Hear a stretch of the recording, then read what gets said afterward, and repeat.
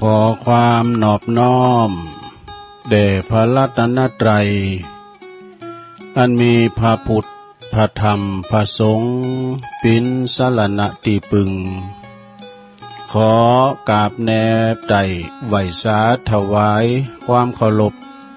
มายังครูบาอาจารย์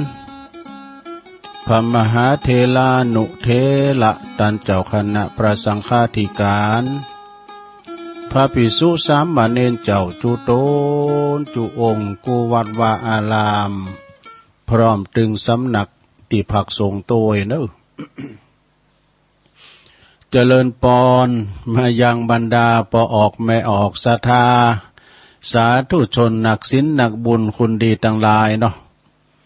ที่ได้เปิดวิทยุเปิดเครื่องหับฟังกันอยู่ตั้งหอตั้งเฮินตั้งบ้านตั้งจองในเวลานี้เนาะก็เป็นเวลาดีตีสามปลายมาสักน้อยวันนี้เป็นวันจันทร์ศรัทธาญาติโยมทั้งหลายวันจันทร์ก็มาฟังรายการนี้เปิ้นตั้งชื่อว่ารายการสารธรรมยามบ่ายเนอะวันนี้เป็นวันจันทร์ที่31แล้วศรัทธาญาติโยมทั้งหลายวันสุดท้ายของเดือนตุลาแล้วนะศรัทธาวันนี้ก็ต้นโตแห่งอาตมาภาพเก่ากับผมตุลุงนันชัยวัฒนาคเสโนก็ได้มาออกรายการเนาะตามปกติวันจันทร์กับวันการภาคตอนบ่าย2วันในศรัทธาเด้อ2บ่าย3นี่บ่าย3เหมือนกันเนาะแต่ว่ามันเป็นบ่าย3คนละวันจันทร์กับวันการเทศกันมาเนี่ยเนาะก็มาปบมาปะมาอู่มาเอ่ยกับศรัทธาญาติโยมที่อยู่ตั้งบ้านตั้งจองตั้งหอตั้งเฮินกันนะในยามแรงยามบ่ายนี่ก็คุณจะฟังหนักแต่ว่าก็บ่หลายเปิ่นไปเยเวกเยการกันเนาะเสาะเบหาเงินเนี่ยกะอันที่ได้ประติดตามฟังนี่ก็เพิ่มได้ไปไหนยิบฮักร้อยก้าเนี่ยอยู่การกับห่มกับเงาก็ฟังไปตามอัธยาศัยตามอิริยาบถสี่จะนั่งนอนยืนเดินฟังจะได้ก็ได้เนาะรายการสารธรรมยามบ่ายถ้าเมื่อเจ้านี่คุณก็จะฟังหลายหน่อยตีสามมันเต๊กขโมงเนาะเต๊กขโมงก็คือเปิ้นเต้นลูกไปไหนด้วยเนาะเปิ้นเปิดฟังก็ฟังไปศรัทธาญาติโยมทั้งหลายวันนี้มาพบมาปะกันนะเป็นเดินสุดท้ายวันสุดท้ายของเดือนตุลาแล้วนะก็จะได้สรรหาเอานะสิ่งละอันปันละน้อยมาเล่าสู่จู้กันฟังศรัทธาญาติโยมทั้งหลายก็มีมรดกธรรมพองมีธรรมบรรยายพองเข่าห้ำกำเคอพองนะเตก็ฝึกไว้ก็เอามาเล่าให้ฟังศรัทธาเนาะก่อนอื่นนั่นก็เอ่ยบัดตังสถานีวิทยุกันเด้อในคืนที่เปิดหับสัญญาณรายการช่วงบ่ายเวลา 15-17 นาฬิกาก็ต้องขอบคุณสถานีวิทยุคลื่นธรรมะของชุมชนวัดห้วยตองซัก FM 98.75 เมกะเฮิรตซ์นี่ก็ลิงก์สัญญาณไปพี่น้องตั้งโซนไต่ซ้ายไต่ก็ฟังกันไปเนอะฟังกันไปขอบคุณสถานีวิทยุคณะสงฆ์อำเภอฝางจังหวัดเชียงใหม่ FM 100.25 เมกะเฮิรตซ์เนอะถึง3อำเภอฝางแม่อายชัยปราการก็ฟังชัดเจนดีเนอะขอบคุณสถานีวิทยุคลื่นพระพุทธศาสนาการศึกษาและวัฒนธรรมวัดฝายหินเนอร์ FM 104.50 เมกะเฮิรตซ์องค์ขลวงตั้งในเมืองก็ฟังกันไปนะรับชัดเจนดีขอบคุณสถานีวิทยุมนต์เสียงธรรมนี่ก็ปุ้นเปิ้นอยู่วัดบุพารามอำเภอแม่แจ่มบุญเนอร์ FM 106.25 เมกะเฮิรตซ์นะก็ฟังกันไปแล้วก็ขอบคุณสถานีวิทยุบ้านทุ่งเรดิโอ FM 89.50 เนอะสถาเนอะเมกะเฮิรตซ์นะของปดมนะปดมพุทธวงศ์ก็ลิงก์สัญญาณไปแล้วให้ศรัทธาท่านผู้ฟังทั้งหลายได้ฟังกันเนาะ ฟังกันยามบ่ายยามค่ำในรายการชงบ่ายอย่างอี้นี่จะมีเฉพาะวันจันทร์ถึงวันศุกร์นะวันเสาร์วันติดบ่มีนะแต่วันเสาร์วันติดมันก็มีไปแถมเวลาหนึ่งนะตอนค่ำถ้าเหมาะเวลา6:10นะถึง1 ทุ่มก็ย่างให้กั้มนะย่างไปถึงทุ่มกึ่งก็ไปถึง2 ทุ่มแม่กะนะมันมีตีพักตีย่างฉะนั้นก็อย่างว่าวันจันทร์วันนี้ก็เขาก็มีจุดภาคครึ่งเนี่ยก็คือไปเราทำไปเตะทำไปแล้วก็ได้รายการชั่วโมงแล้วก็เปิดสายหน่อยนึงแล้วก็พักให้สักเพลงฟังกีตาร์ดนตรีสักเพลง2 เพลงชั่วโมงที่2ก็4 โมงไปแถมแต่เจ้าว่าทำมาหรือว่าจะเอาคติธรรมในอินเทอร์เน็ตนะหรือว่าจะบรรยายก็ว่าไปทำชั่วโมงเนาะต่อจากนั้นก็มาเปิดสายวางสายสถาได้กันหนาไม่การป้ายนะสถาเนาะรายการตุลุงปีนี้เนาะวันจันทร์วันการก็พบปะกับอาตมาภาพตุลุงนันมาเข้ารายการเนาะ2 การแต่วันพุธนี้ไม่แน่ใจนะวันพุธนี้อาจจะไม่ได้ออกเพราะว่าพุธนี้เป็นวันที่1เนาะเปิ้นจะถ่ายทอดจากวัดทุ่งโป่งเนอะสถานเนอะพุธในวันที่1นี่เปิ้นจะถ่ายทอด เสียงจากวัดทุ่งโป่งเมืองปานบนนะอำเภอเมืองปานวัดทันมหาสมชาติชาตปัญโยโดยทีมงานวัดฝายหินได้รับเมตตาจากเมตตาธรรมอาจารย์พระครูสมุวิสุวัตวรกิจโจแล้วก็ตุปีหนุ่มน้ำทีมก็ไปกันว่าเนี่ยแรงเนี่ยนะที่แรกปรากฏจวนตุลุงไปก็ไปเตอเนาะพุกก็จะเดินทางเวลา5 โมงอาจารย์พระครูอภิวัตรเพิ่นก็จะมาหับไปเนาะไปตาลโดยเพิ่นไปกินไปตาลโดยเพิ่นปุณณที่วัดทุ่งโป่งอำเภอเมืองปานไปจอดชั้นเข่าเจ้ากันตีตุงเกวนเนาะตีตุงเกวนพระจะไปก็ลมโตกันนะสนาเนอะลมโตกันไป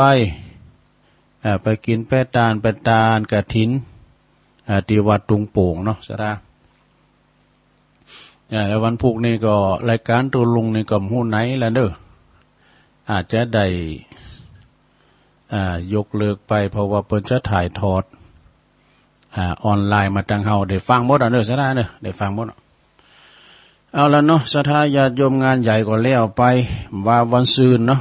เป็นอดีตไปให้แล้ว งานยังตุก็เป็นงานอันเนี้ยกะงานนั้นกฐิน300 วัดโมนแต่อลังการงานสร้างแต่เนาะคุณหนักคุณหลายครูบาสังฆะก็เลื้งหาม ก็เป็นประวัติศาสตร์อลังการปีหน้านี่กันเป็นขยายเนาะปีนี้มันตีเดียวดูมันต่อมาขอนนี่หมดปีหน้านี่ท่านนายกอาจจะได้ขยายไปใช้ประการบองก้าล่องโมแดงบองก้าอีกเนาะอาจจะได้กระจายบุญนะสนะญาติโยมทั้งหลายเนาะเอาละเนาะสนะญาติโยมตุลุงก็ได้หยิบยกอันนี้มาเนอะจะเป็นนิทานกะชาดกนี่พี่จะได้ก็ลองฟังพอกันเนอะยาวเหมือนกันนะเดี๋ยวจะเตียทำอย่างเนอะสถานเนอะวันนี้ก็คุณแม่กันดาศรีเน่นเจ้าพักกันที่งานศพแม่อุ้ยหม่อนท่าเกี่ยวมาเนาะไปจูงศพแม่อุ้ยหม่อนท่าเกี่ยวมาซึ่งเปิ้นก็อายุได้98 ปีอะดูแม่ของเป็นเลือนใสก็เรียบร้อยไปเนาะนิทานนันทิยมานพเด้อสระนันทิยมานพเปิ้นสร้างศาลาวะก็ในกาลคราวครั้งหนึ่งนั้นก็ยังมีบุรุษผู้หนึ่งเนาะมีชื่อว่านันทิยมานพ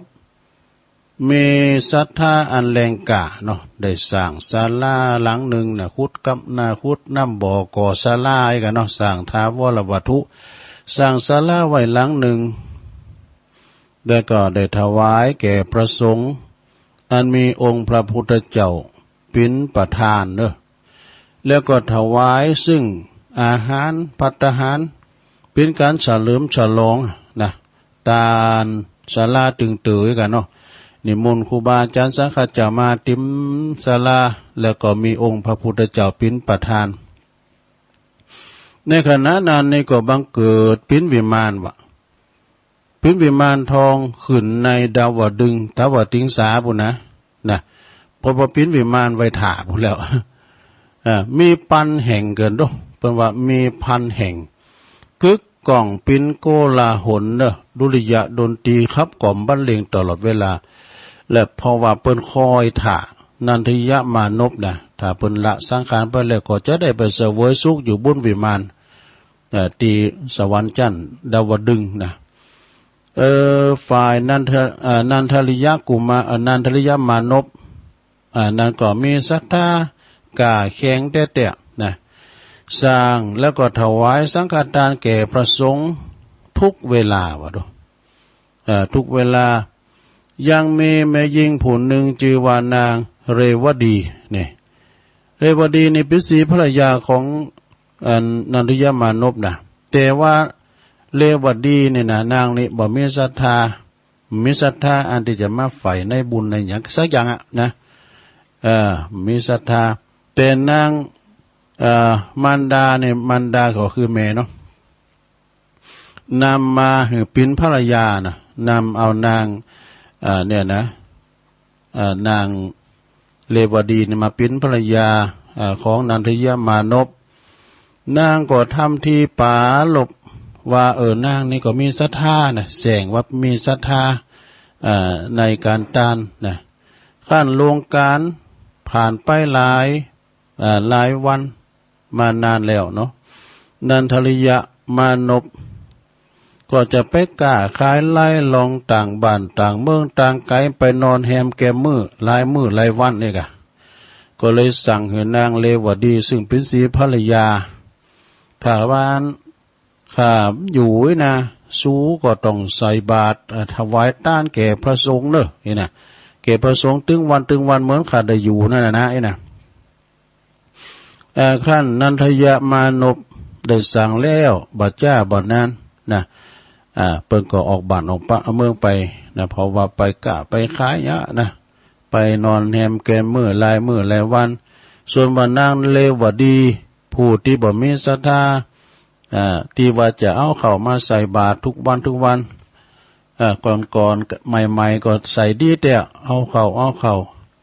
นางก็เลยแสงเอาแกงบูดแกงเนาที่ขึ้นล่าไอ้กะนะเอามา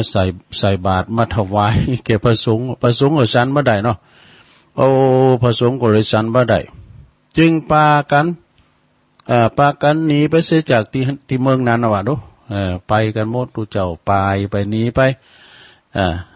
นางก็สอบอกสอบใจเลวดีที่ได้ทำอาหารออกมาเรียงรายกันเห็นมันบูดแล้วก็เอามาใส่บาตรได้กะพระภิกษุก็ฉันบ่ได้ทำกันต่างๆนานับประการต่างๆนานาแล้วก็ตัดปัญหาเสียซึ่งวัตถุทานมีละพระเจ้าพระสงฆ์ก็ไปหมดละรู้สบายละไอ้กะครั้นว่านันทยมานพปิกบั่นปิกจองมาแล้วเนาะมาถึงบ้านถึงจองก็ฮู้ว่านางเลวดีสีภรรยานี่บ่ได้ถวายสังฆทานถวายกันไปแล้วก็คือเอาแกงบูดแกงเนาเอามาให้พระเจ้าพระสงฆ์ฉันประสันบ่ได้ก็มันมีเฮินหลังเดียวได้ก็ยังไปเฮินอื่นเนาะก็ฮู้กับเพิ่นก็เลยลงโทษนางเลวดีว่าทงโทษนางเลวดีซึ่งเป็นภรรยาเฮือนนางนี่นะไปเทอยากเยอะนะไปเทอยากเยอะคือเอาขยะอย่างไปขวางไงกะเอาขยะอย่างไปขวางไปปฏิบัติกวาดผิวอย่างต่างๆนานาเนาะตถากาเลในขณะกาลครั้งนั้นก็ยังมีพระโมคคัลลานเถระเจ้าท่านได้ขึ้นไปสู่เมืองสวรรค์ก็หันวิมานทองอันงามสวยสดโสภา มีนางฟ้าปิ้นปันอยู่ในบุญวิมานนั้นมีรูปสมสิริสมงามนะสวยสดงามสะอาดได้หรอพระเถระเจ้าก็เลยลีลาดเข้าไปไก่วิมานนางฟ้าทั้งหลายนะก็มาถวายการต้อนรับนมัสการนี่กะแล้วส่งข่า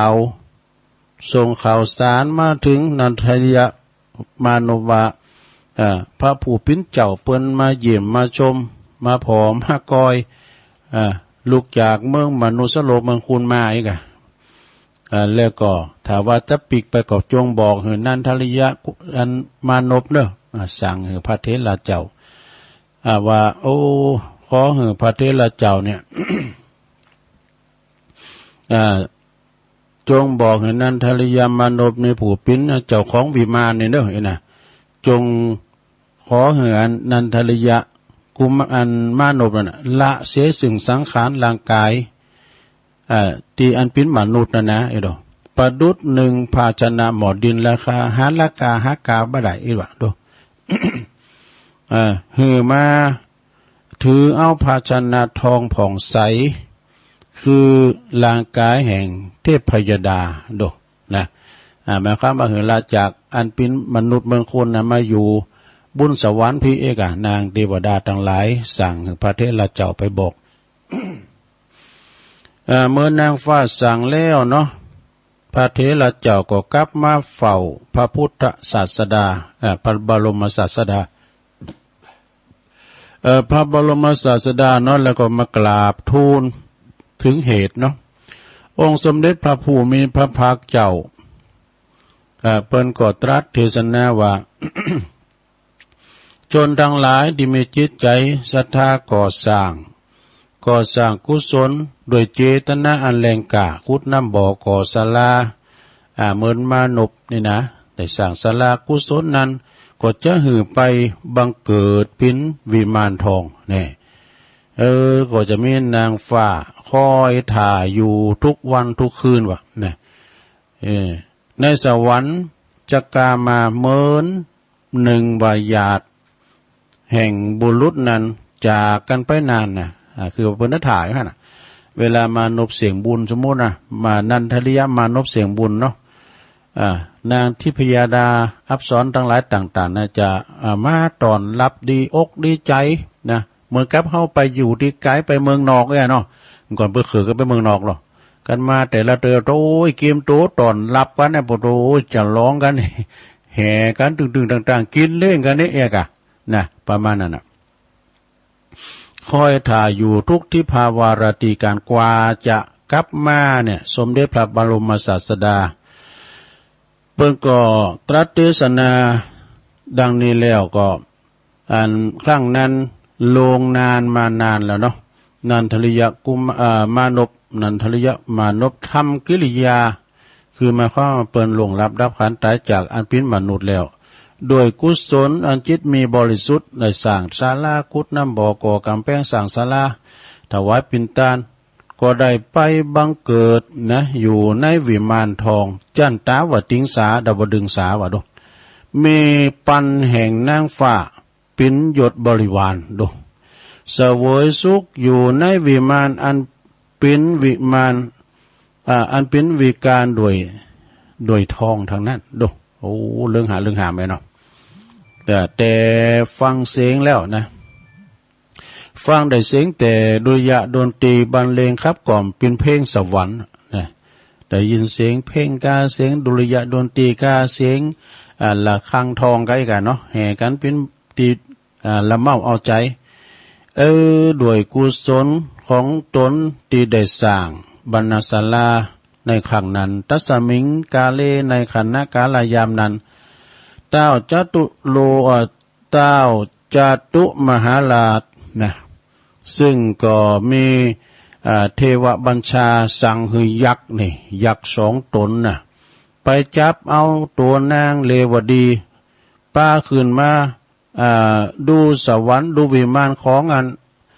ของสามีดูนะมาพอสวรรค์วิมานทองของสามีเหรอนะแล้วก็ปากันเอาไปจ่อมในเมืองบ่อนรกกันด้วย เอาไปทุบหมอโนก็ได้วะโดยโทษตีนางบ่มีศรัทธาเนาะกล่าวปริพาทแก่พระสงฆ์เนี่ยยักษ์สองตนรับเทวบัญชาแล้วก็รีบลงมาจับเอานางเลวดีนะชุดกระชากลากไปโดยกำลังนางเลวดีก็ร้องไห้พลางก็หันถามวิงวอนนะพลางก็วิงวอนยักษ์สองตนแล้วก็บ่มีใจอันผ่อนทุเลาเนอะนะโดยโทษเล่ากับว่าโกรธกันมาหลายนานหลายปีไอ้นั่นนะตึงฟังยะไอ้น่ะโดยแรงอกุศลกรรมตีนางนี่นะทำไว้แล้วก็หือบรรดาลยักษ์สองตนนั้นปาเอานางนะขึ้นไปที่เมืองสวรรค์วิมานทองของสามีโอ้นางเลวดีนี่สัตตาหันใส่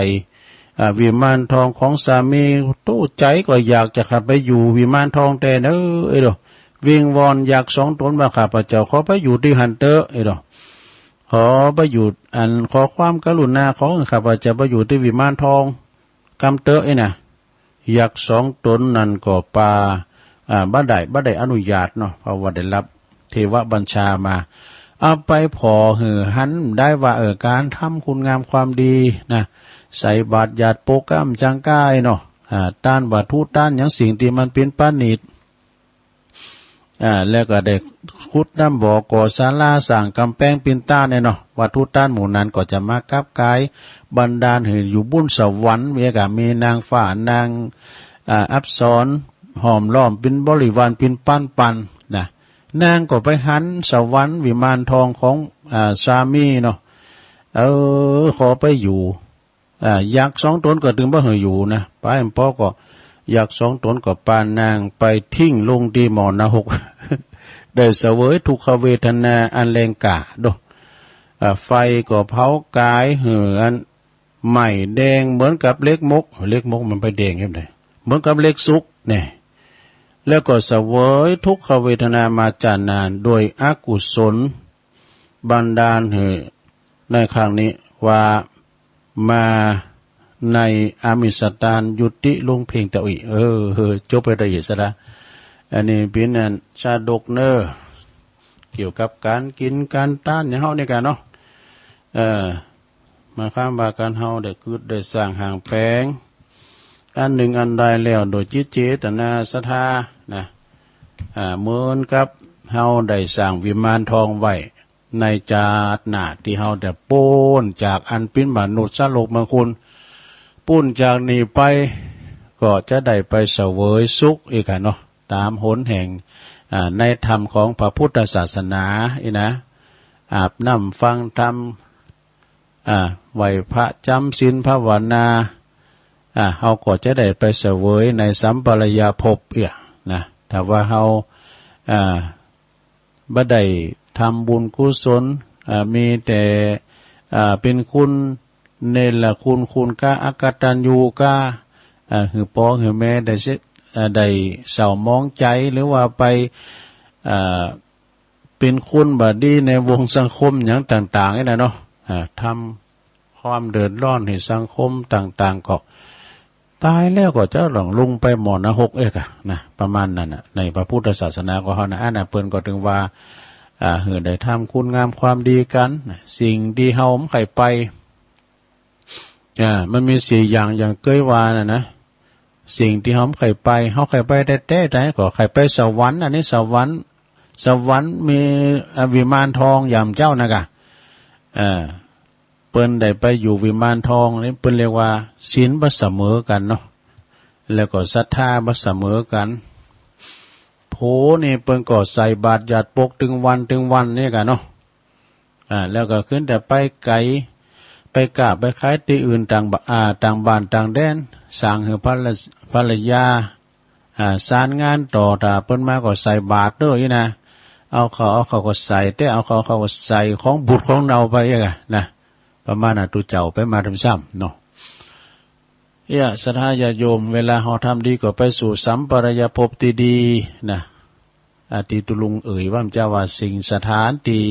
หอมไข่ไปมีอย่างพอมี4โรงเลยเนาะตูลุงว่าเคยว่าน่ะโรงพักโรงพยาบาลโรงนักกึดหลายเนี่ยนะแล้วมันก็เป็นการเดียวว่าโคดเกตเข้ามาเนี่ยหลายอย่างเนาะสถานเนาะอันนี้ก็คือว่า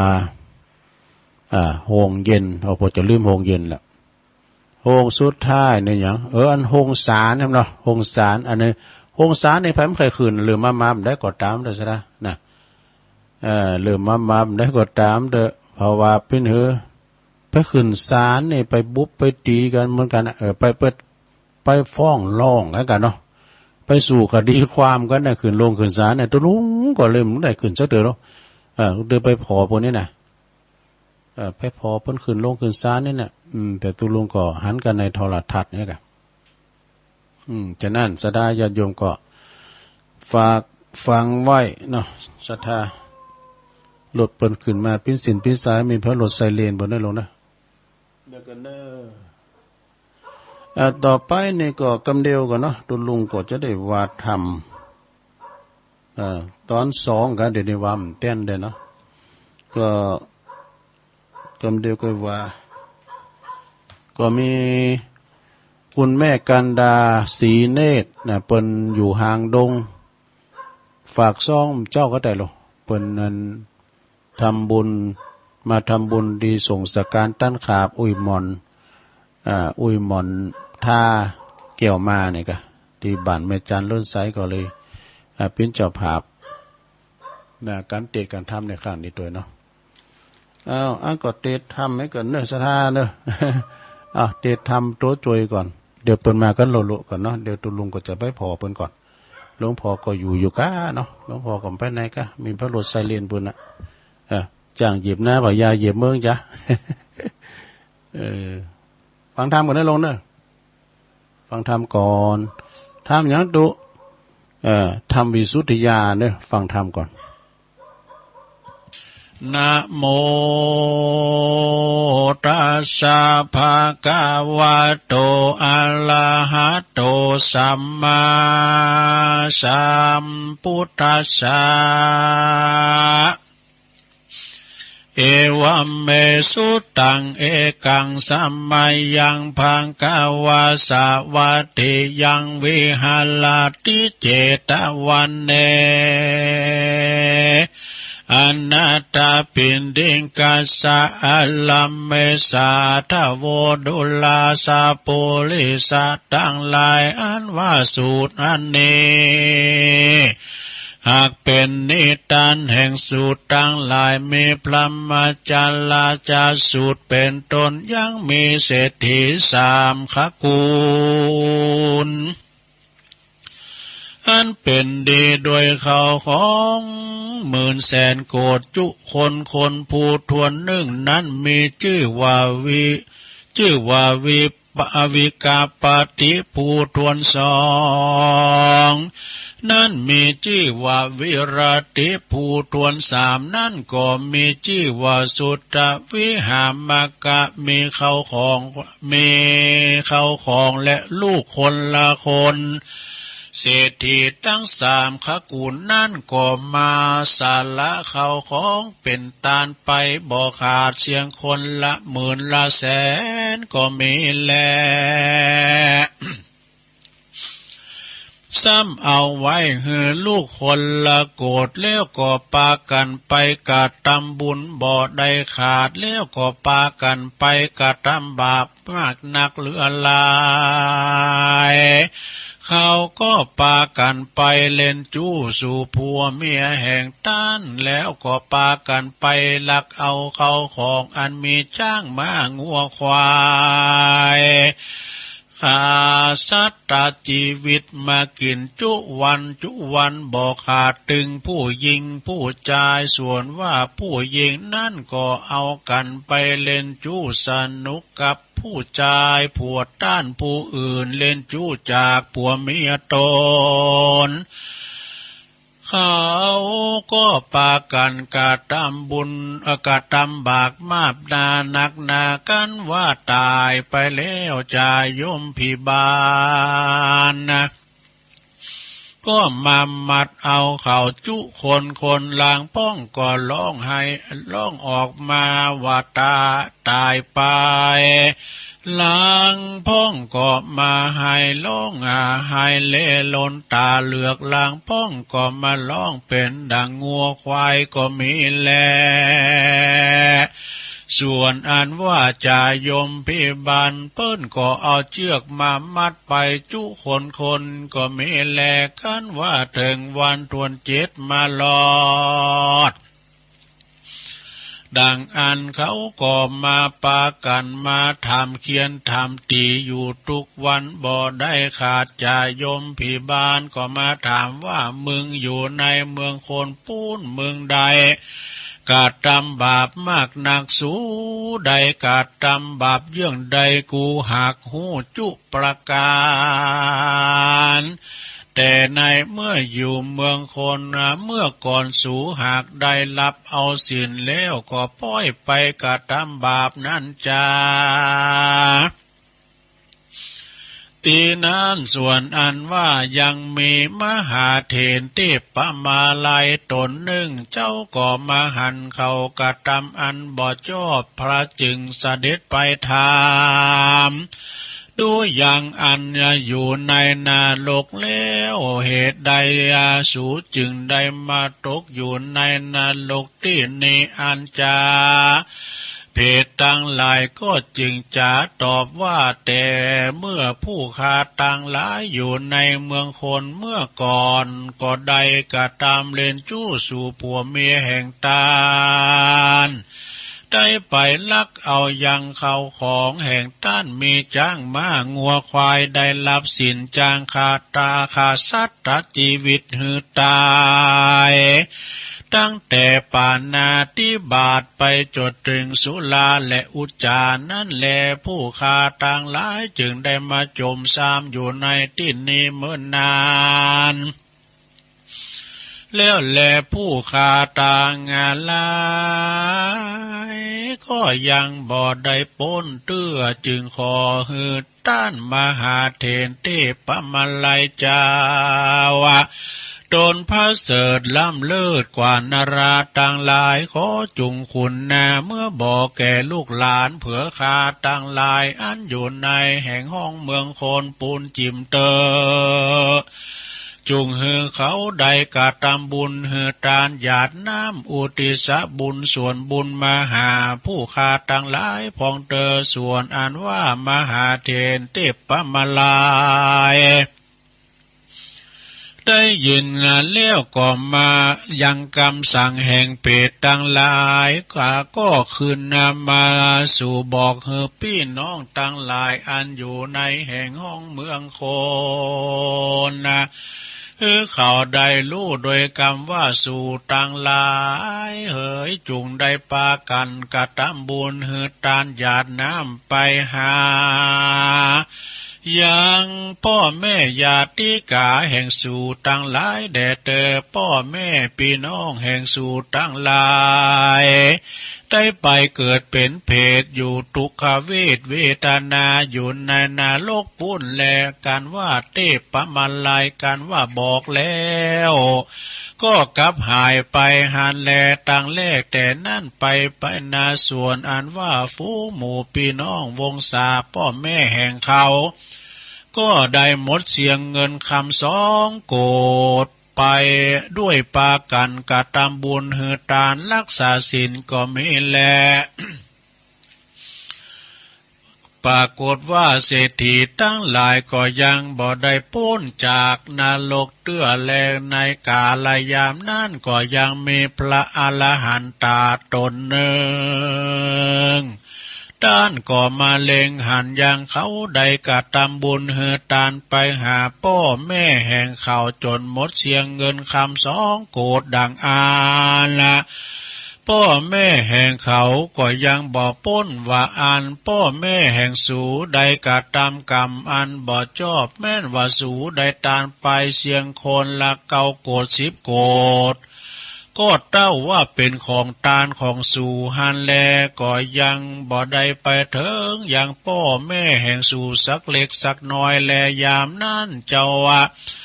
ยามนั้นหมู่เขาก็มากมขาบวันตาพระอรหันตาว่าขอ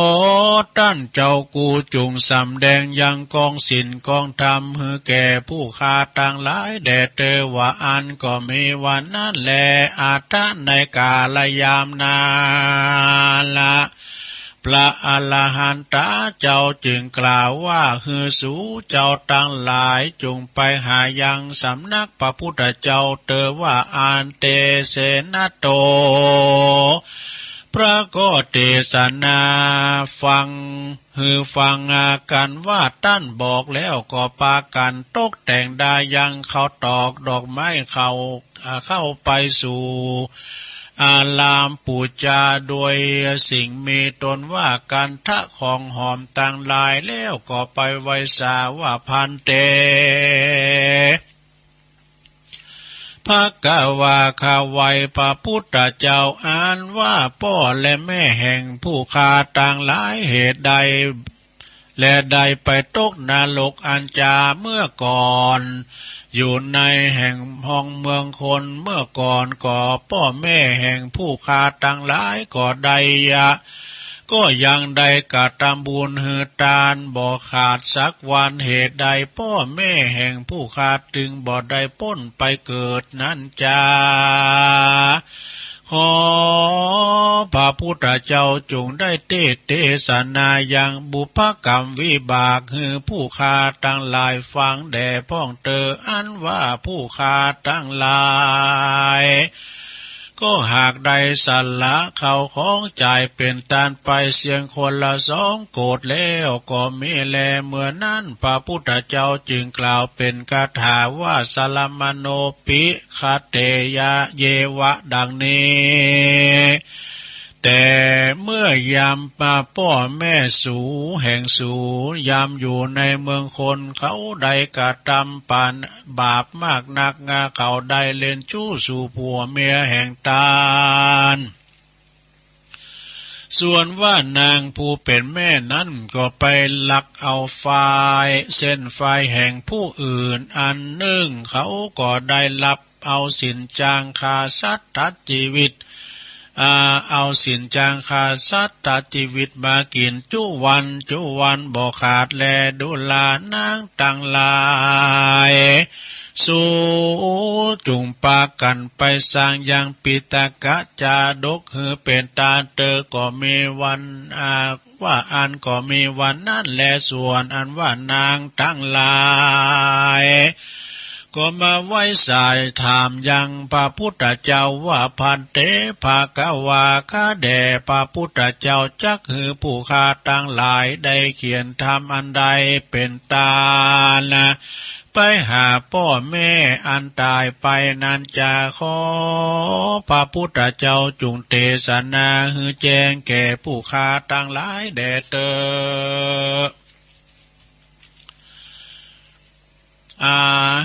เมื่อนั้นพระพุทธเจ้าจึงกล่าวว่าดุลาท่านต่างหลายเอ๋ยจุงปากันสร้างยังทำวิสุทธิยาฮือเป็นตาเตอว่าอันก็ฮือไปหาอย่างท่านผู้อื่นได้แต้มเขียนแล้วก็ปากันตกแต่งดาเขาตอกดอกไม้และก็ปัจจัยไปปูจาเอามาเป็นทานแล้วก็ทำบุญอุทิศส่วนบุญไปหาผู้อันตายไปนั่นเตอแม่นว่าฝูงหมู่เพศตั้งหลายอันเป็นพ่อเป็นแม่ญาติกาแห่งสู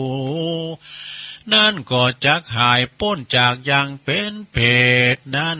หากจักใดพ้นจากพ้นแล้วก็ได้ปันไปเกิดในสวรรค์จันทร์ฟ้าและในละปานบ่อยาจะเล่นนา กันว่านางต่างหลายได้ยินพระพุทธเจ้าเทศนาก็จึงมีจิตใจจมชื่นยินดีแล้วก็พากันไป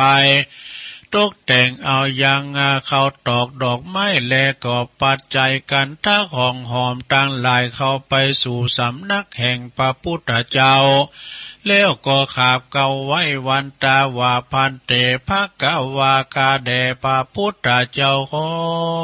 จงสร้างธรรมวิสุทธิญาผู้ข้าตั้งหลายแด่เตอว่าอันว่าดังนี้แล้วเมื่อนั้นพระจึงสร้างธรรมดวงมีชื่อว่าวิสุทธิญายังไปตั้นแล้วยังไปตั้นแล้วเตื้อดังอ่านว่าฟูงหมู่เพศตั้งหลายอันเป็นพ่อและแม่แห่งเขาก็ปากันได้โพ้นจากอันเป็นเปตวิสัยก็ได้ไปเกิดก็ได้ไปเกิดในสวรรค์เทวโลกปูนก็มีวันนั่นแลเขาก็จึงได้ไปกินได้บริโภคยังเขาน้ำปูจันนะอาหารอันเขาได้กาตำบุญหือตานฝากมาหานั่นแลยามนั่นจ่ายมพิบาลหันยังเขาหันยังทำวิสุทธิญาดวงนี้แล้วก็มาปล่อยให้เขาได้ไปเกิดกันว่าเขาบอดได้หันก็บ่ปล่อยให้ไปเกิดสักคนแลกว่าเขาก็เต้าเอาน้ำตองเล็กตองแดงมาฮื้อกินจุวันก็ไม่แลแม่นว่านางตั้งหลายฝูงนั้นก็เอาธรรมเทศนาวิสุทธิญาไปอุทิศสร้างเป็นตาลแล้วก็ปาการหยาดน้ำอุทิศบุญไปหาพ่อแม่แห่งเขาแล้วก็เอาธรรมก็เอายังธรรมเทศนาอันนี้ไปปูชาไว้กับศาสนาของพระพุทธเจ้าดังอัน แม้นว่ามหาเถรเจ้าเทพมาลัยตนพระเสริฐผู้ขาต่างหลายก็ได้พ้นจากดาโลกแล้วผู้ขาต่างหลายจึงได้มากินมาเข้าน้ำโปจันนะอาหารอันเขาได้กระทำบุญอุทิศญาติน้ำหมายตานมาให้แก่ผู้ขาต่างหลายนี่แหละกันว่าผู้ขาต่างหลายได้กินแล้วก็ขอได้ไปเกิดในวันนี้เติมมหาเถรเทพมาลัยจึงถามเขาว่าเหตุใดสู่ตั้งหลายได้พ้นจากอันเป็นเพศใดมาเกิดนี้จะเพศตั้งหลายในนรกจึงกล่าวดังนี้ว่า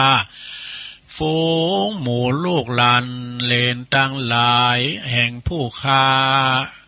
อันอยู่ในแห่งห้องเมืองคนเขาก็ปากันมาตานทำวิสุทธิญานี้แลจายมพิบาล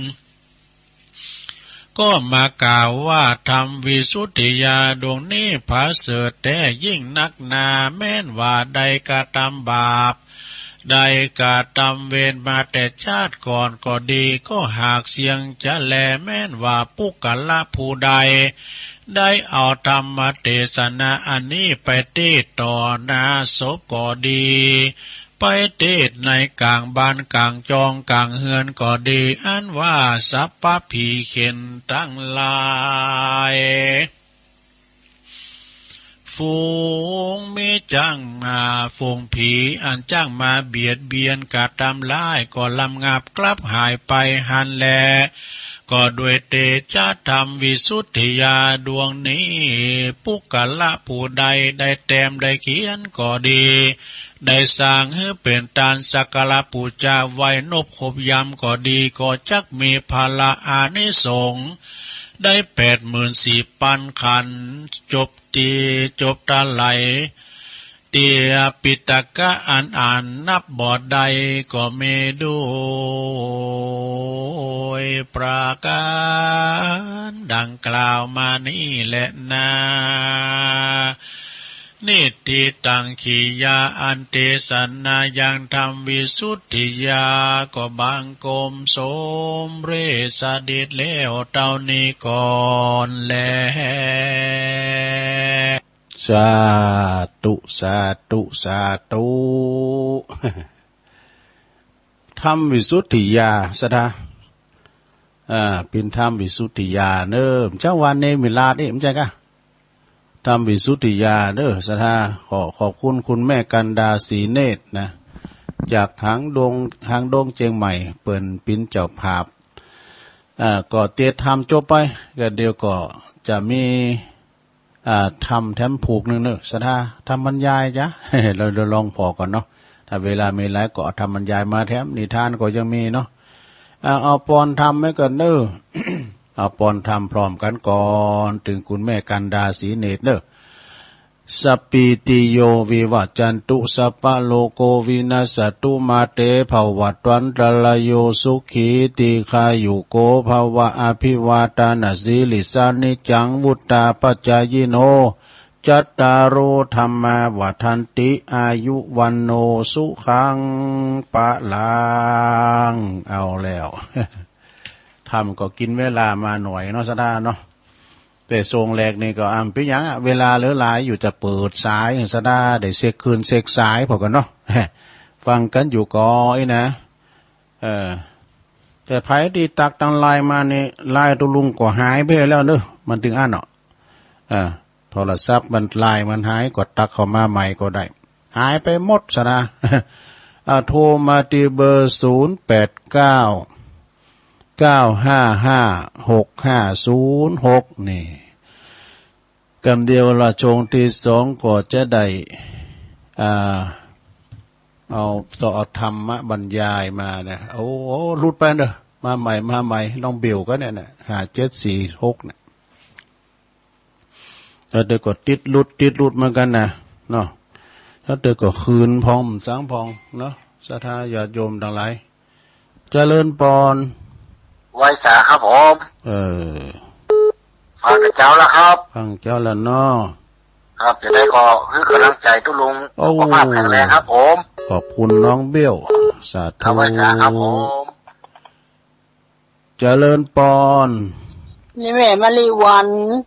นี่ของงานบ้านคายหน่อยเจ้าเจริญปอนฟังชัดเจนนี่นะแม่ฟักเจนดีเจ้าวันผูกไปจะเปิ่นก็เจ้าไปผูกไปตัวทันประคูเปิ่นจะมาหาโมงรอหมุนอ๋อรอหมุนนะเนาะ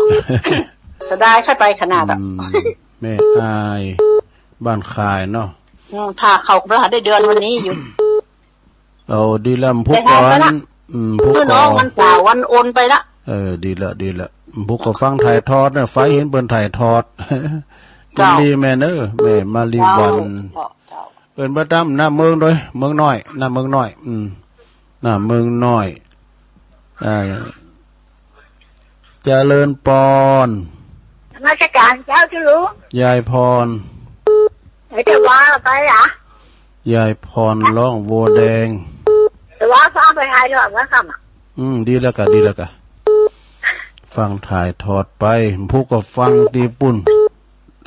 ตุงโป่งตัวพี่น้องร้องหายถ้าครูวัดไปยุไปอ่ะไปหมดอ่ะนั่นอ่ะ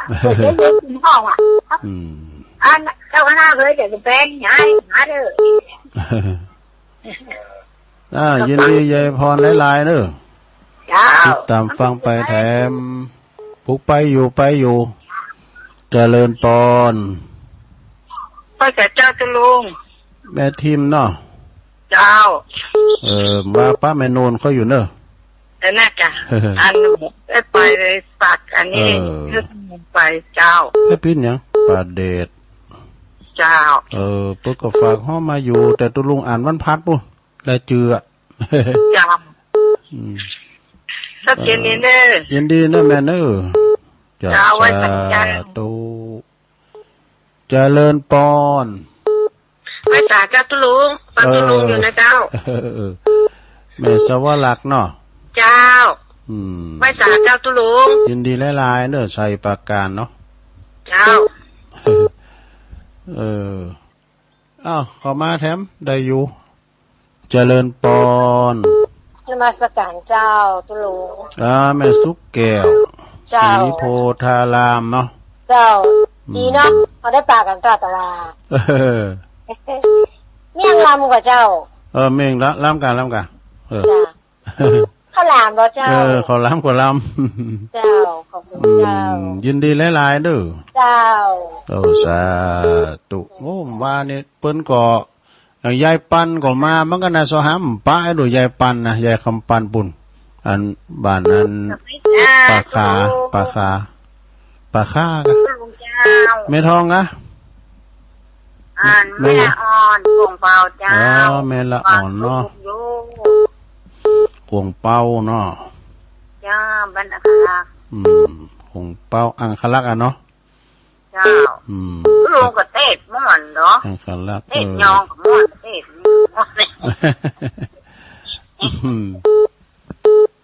ฟังชัดเจนเนาะมันไก่สถานีเนาะอังคลักอ่ะเนาะขอบคุณแม่ละอ่อนเนอะฟังไปเดี๋ยวก็ฟังตอน2แถมเจริญปอนไปสาเจ้าตุลุงแม่อมรวันนี้ฟังเทศอยู่ดีกันพุกวันศีลเริ่มพุกแน่เนาะพุกวันศีลพุกเนี่ยเขาศาลาเดี๋ยวจะได้เดินทางไกลวันนี้ปลาไหลฟังโดยนี่เนอะปลาไหลก็อยู่ดีสบายเนอะปลาไหลเนอะปลาไหลถ้าโดยทางมีซุปเนอะว่ะบุญรักษากำจูฟังไปปลาไหลว่าไว้มันเหงาลับเนอะว่ะไม่ใช่เงาลับนะดูนางอยู่ได้ก็แต่รับว่าวันนั้นไปฟังธรรมบุญนะไปฟังธรรมเดือนว่านั้นไม่จันอ่ะปุดตุ้ดถ้าใครสาระสตาถ้าใครตุกตังน่าจะอันปลาไหลว่าได้ยินว่าวันนั้นอันตุลุงว่าถ้าใครตุกตังก็อันตุกตังเลยมันวิ่งไปกับเสืออยู่บนเวทีเนาะน่าจะมนในบทเลยโอ้หรือพาไปกีฬามันกันเนอะแม่กันหาดอยสารปีเพื่อนก็ฟังตุลุงโอ้ดีกันให้เพื่อนโทรมาพร้อมกันเนอะจะได้หัวเพื่อนฟังอยู่เพื่อนก็โทรเป็นเจิงกันแล้วแม่อมรเนี่ยก็เป็นตัวแทนนะเจ้าขอบคุณนะแม่เจ้าไว้สาธุแม่อมรนี่ก็ดึกดำบรรนะรุนแรงกันเนอะเจริญปอนกราบไปซาขึ้นลุงจ้านิยมพรเนาะยมพรป่าสาวไปเมืองตะวันเมเซนชบละอายุ90เจ้ากำลังเก็บกระดูกตะวันเจ้า90 ปีกันนะจ้าบุญกำจูบุญอายุมันยืนยาวเนาะเดือนนี้ก็เลยพ่อจะอ่านปู่อายุ92จ้าต้องดูแลกันต่อไปจ้าจังพอก็ดูแลเบิ่นเด้อ90ปลายแล้วนะเนาะบ่ช่วยเหลือตัวเก่ามันได้จ้าไปลุงตลาดเด้อแต่เด็ดโทรมาจ้าเป็นกำลังใจทุลุงจ้าก็คือแล้วนี่ก็ฟังอาจารย์โนพรเขานะแล้วก็อันหนุ่มได้หล่อมเขาเป็นจ่อยโมนแล้วพระบาทเจริญปอนมาจากการเจ้าแม่อยู่ไหนแม่หยังแม่อยู่หนองแยงเนี่ยหนองแยงนะแม่หยังแม่ขันเจ้าแม่ขันนะอยู่หนองแยงน้องฮะเจ้าหนองแยงอำเภอทรายเนี่ยเนี่ยเจ้าน้องแยงสันทรายเนาะมาได้เนาะใครหันแก่ไปแก่อย่างสันทรายหลักขายก็ใครดีแล้วมาสักการเจ้าเพ่ปิ้นยังก็อยู่บ้านฟังก็ดีแล้วเนาะแม่เนาะฟังมาคืนกับฟังกูตุ้นกูโอ่งนั่นน่ะเด้อเอาเป็นกำลังใจเด้อขอบคุณแม่ขันหนักๆเด้อเจ้าบุญรักษาน้องแยงนิ่มลำได้โทรมานะน้องแยงสันทรายนี่นะอันนี้เป็นอยู่น้องแยงสันทรายน้องแยงก็แห่ก็โมนดูคณะน้องแยงอ่ะแล้วก็คณะอย่างก็อันปุ่นอ่ะตาสันกำแพงอ่ะนั่นก็เน็ตเด้อโบกก้างศิลป์อ่ะแล้วก็เน็ตเด้อพวกเครื่องเสียงเปิ่นดังตีเปิ่นแห่งานต่างๆนี่นะเนาะเอาแล้วบอตุลุงพักเบรกกัมเนาะเดี๋ยวก็ค่อยมาฟังกันต่อแถมจะได้เอาทำสายจะเริ่มปอนแม่โบพัดเป็นน้องฟางมาแล้ว ลูกกินส่วนคนนั้นแฟนเนอะลูกดูไปกูหลังอัดดมเห็นมันตลาดดมขึ้นได้ไปอยู่แต่ก็ได้เพราะนั้นมีมันเต็ดกันได้ฟังจะลุงเจ้าแล้วนะเจ้าโอ้ขอบคุณนะแม่เนอะเจ้าสาธุสาธุแม่โบพัดเนี่ยมาแล้วเจริญปอนไอ้ขาเจ้าตุลุงอยู่ตั้งใดไหมอีโทจากฝางจากวัดพระบาทอุดมแม่หมอสุมาลีฟองแก้วนะเจ้าแม่หมอเนาะเจ้าไว้สาตุลุงขอตุลุงมีสุขภาพแข็งแรงนะเจ้าโอ้ขอบคุณอะไรแม่เนอะเจ้าโทรบางครั้งมันบัดติดตุลุงไปปินยังเจ้าไว้สาเจ้าถ้าวันหน้ามีบุญก็จะได้ไปกราบตุลุงเนอะยินดีแม่เนอะเจ้าไว้สาเจ้าสาธุโอ้ได้รู้หนึ่งกันเขาก็เดี๋ยวพักตุลุงกินน้ำก่อนเนาะเดี๋ยวจะเอาทำมาวาทำเนาะเวลาเปิดรถเปิดเดี๋ยวเปิดสายทำรอบนะไปผมเต้าผมเต้นเดี๋ยวถ้าเปิดสายทำเดี๋ยวตุลุงพักกำเดียวก่อนตามแบบฉบับตามธรรมเนียมพักเบรกกำเดียวก่อน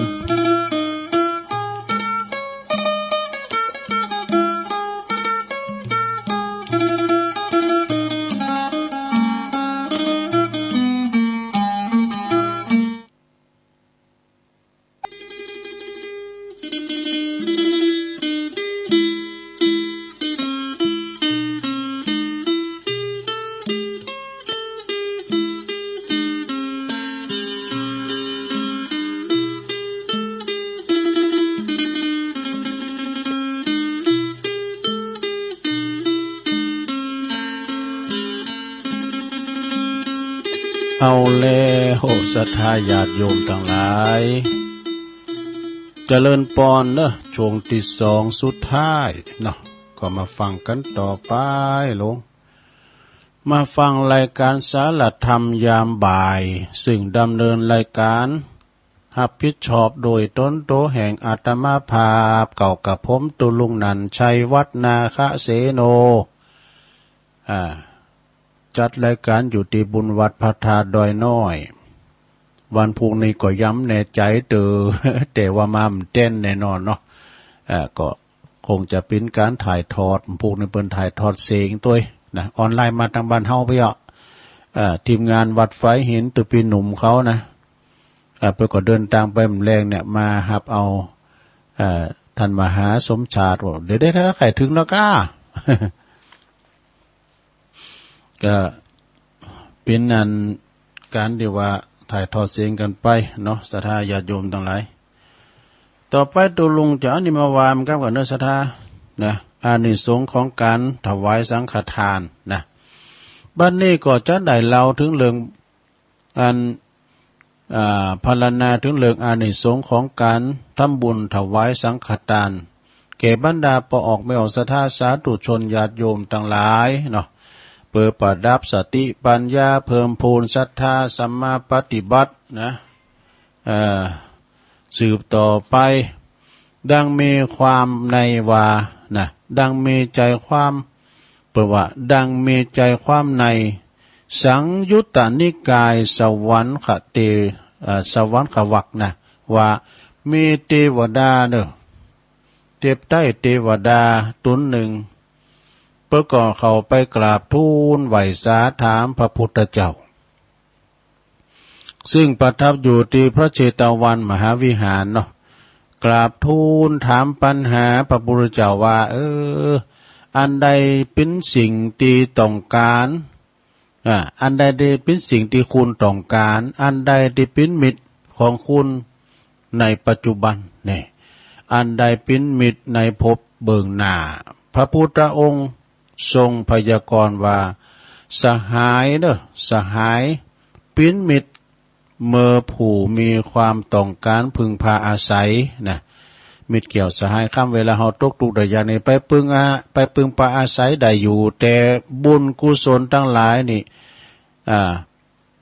ที่เฮาอันทำแล้วนี่บุญนั้นเนี่ย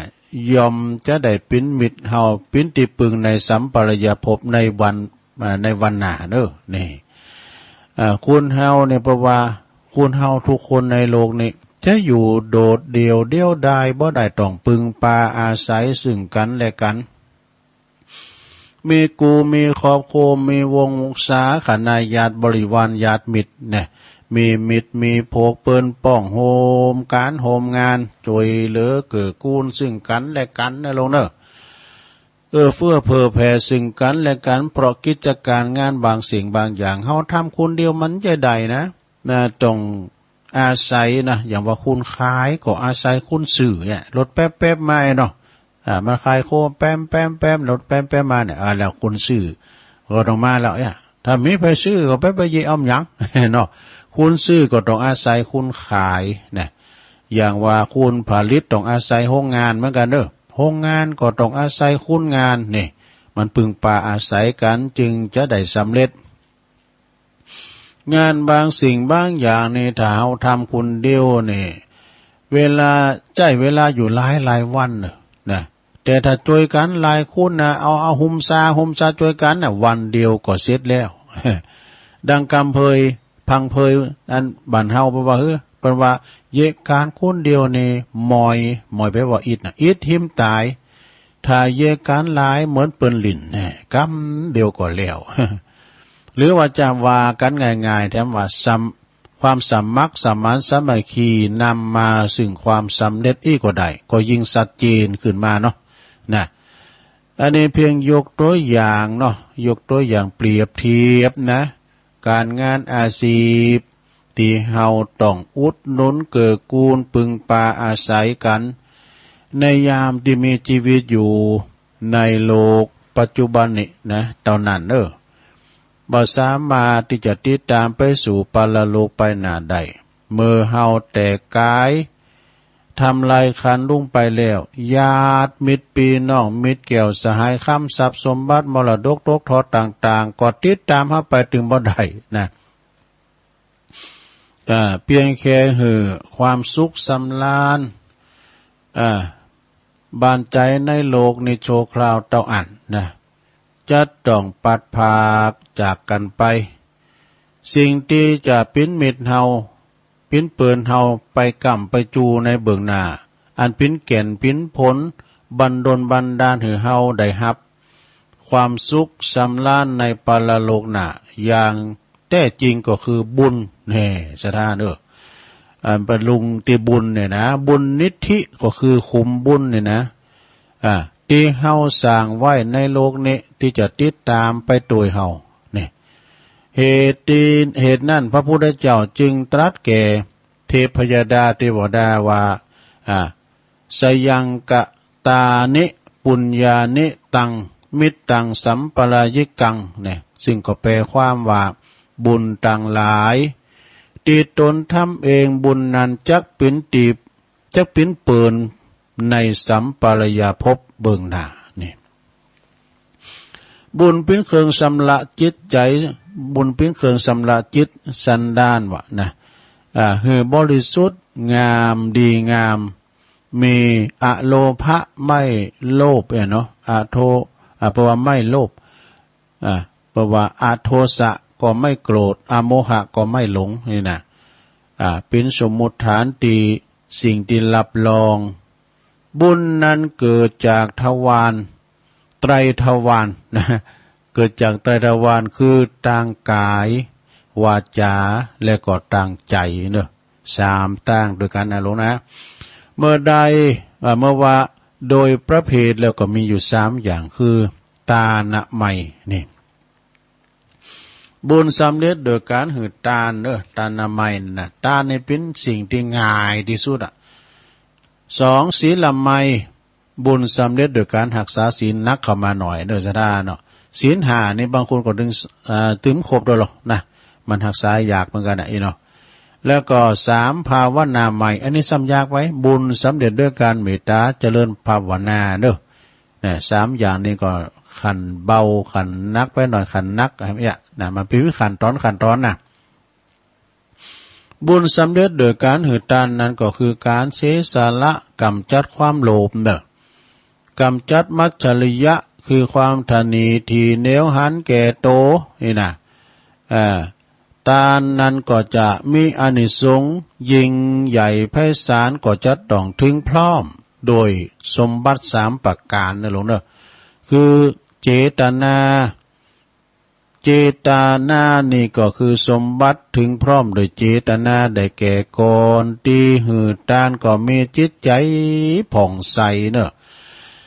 กำลังหือตานก็มีจิตใจเบิกบานยินดีอ่อนน้อมอิ่มเอิบนะปีติเบิกบานหือตานแล้วก็บ่ขาดแคลวกินแหนงแคลงใจนะบ่กินแหนงแคลงใจวัตถุสมบัติถึงพร้อมโดยวัตถุนะของนั้นก็มาโดยความบริสุทธิ์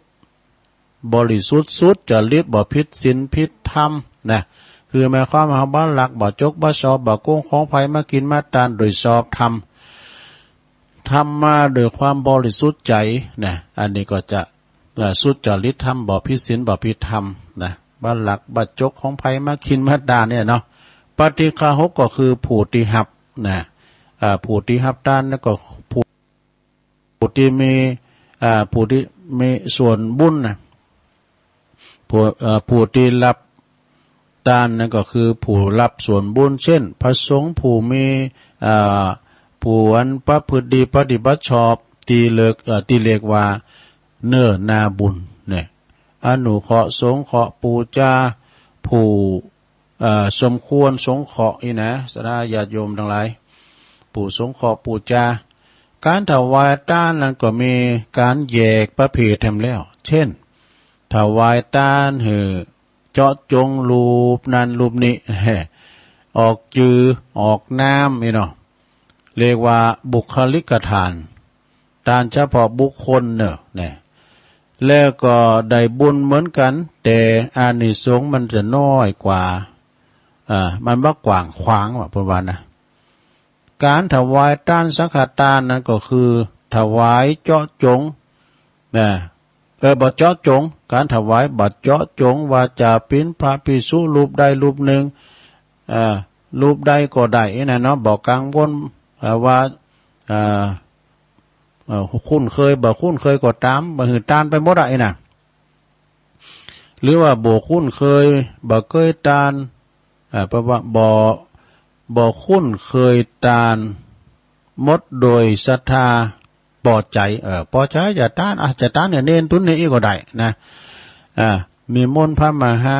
หรือว่านิมนต์ตุเจ้าขึ้นมาบุญบานแล้วถ้าว่าวัดใดเปิ้นมี4ตุน4รูปขึ้นไปเลิกว่าเปิ้นเรียกว่าถวายสังฆทานเนี่ยเนาะสังฆ4ตุนขึ้นไปเป็นสงฆ์เนาะอันนี้สงฆ์ก็มากนะบัณฑิตผู้ฮู้กล่าวไว้ว่าถ้าหือทานแก่พระพุทธเจ้า100 ครั้งนะก็ยังบ่เท่าถวายทานสังฆทาน1 ครั้งดูการทำบุญถวายสังฆทาน1 ครั้งในชีวิตโดยความศรัทธาตั้งใจบริสุทธิ์องค์พระสัมมาสัมพุทธเจ้าทรงตรัสว่าผลของบุญแห่งสังฆทานนี่นะจักช่วยบันดลบันดาลให้ผู้ถวายทานผู้ถวายน่ะทุกภพทุกชาติจะบ่ได้พบปะความทุกข์ความลำบากยากเข็ญเลยวะนะแม่จะเกิดมาลอยจาดจนถึงนิพพานพระนิพพานอานิสงส์สังฆทานก็ยังบ่หมดนะบ่หมดหมายถึงทานบุคคลที่ควรหือทานเป็นเนิ่นนาที่ดีนะบุญก็จะเจริญงอกงามดีฉะนั้นนะบุญกุศลที่เฮาได้กระทำนอกจากจะนำมาซึ่งความสุขกายสบายใจในปัจจุบันนี่แล้วยังสามารถอุทิศแผ่กุศลนบุญไปตั้งวงศาคณาญาติที่หลงลับดับขันไปสู่ปรโลกไปหน้า